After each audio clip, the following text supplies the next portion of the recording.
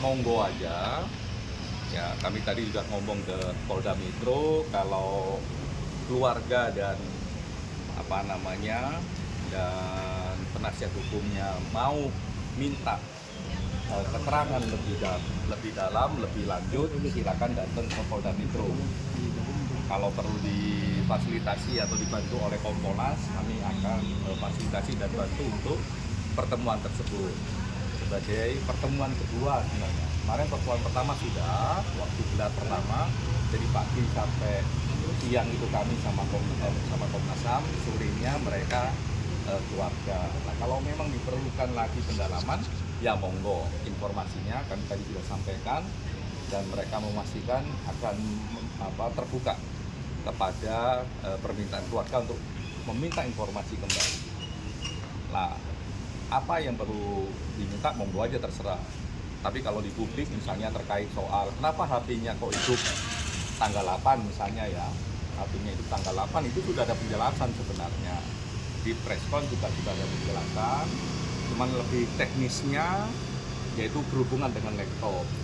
Ya, laptopnya kondisinya bagaimana, diambil di mana, ya, mereknya apa kami sudah tahu.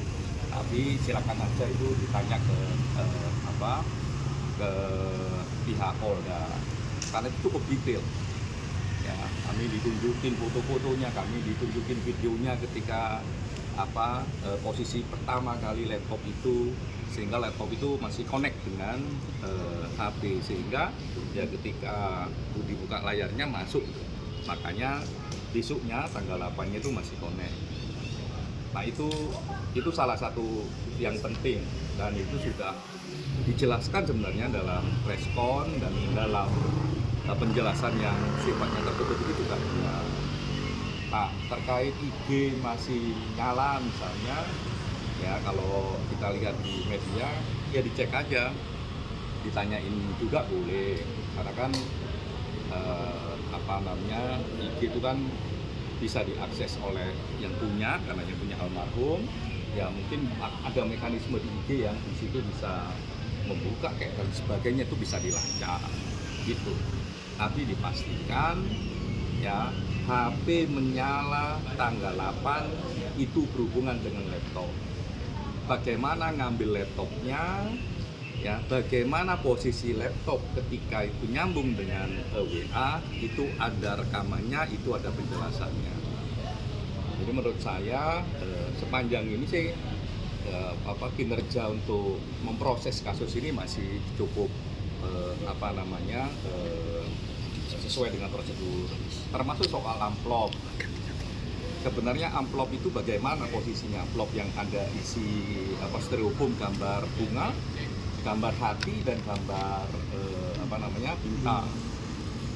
Itu sudah, jadi itu kurang lebih diberi di bawah tanggal 10 lah, saya lupa tanggalnya, baru diserahkan sekitar tanggal 22. Tidak ada rentang waktu, sudah dalam posisi terbuka, ya bisa jadi memang terkontaminasi dengan banyak sidik jari atau gesekan gini juga bisa hilang dan sebagainya. Tapi itu sudah diperiksa. Ya, nah kami tadi memastikan ke Polda Metro, seandainya memang pihak keluarga secara keseluruhan kepingin minta penjelasan secara detail dan resmi, ya bisa datang ke Polda Metro dan mereka terbuka untuk berjumpa lagi, menjelaskan informasi sedetail-detailnya kasus ini. Syukur-syukur kalau ada informasi baru yang mungkin bisa ditindaklanjuti. Kalau sepanjang informasi yang ada sekarang itu informasinya belum. Itu ya soal amplop, soal nyalanya WA itu sudah ditelusurin dulu. Nah, itu bisa diminta penjelasannya kembali ke ke Polda Metro. Tadi Pak menyebut udah diperiksa Pak soal amplop itu, ya. Itu sebenarnya ada makna nggak sih Pak dari penjelasan?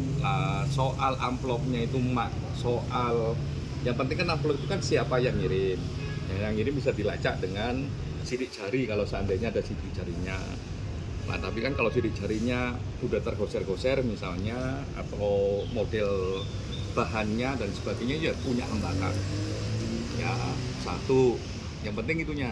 Yang kedua soal makna dan sebagainya, apa bunga itu maknanya apa, hati itu maknanya apa, bintang maknanya apa, ya kita nggak tahu. Tapi yang paling penting bukan soal itunya, tapi soal siapa yang ngirimnya. Tapi itu sudah menjadi bagian dari proses kemarin sebelum preskon. Keluarga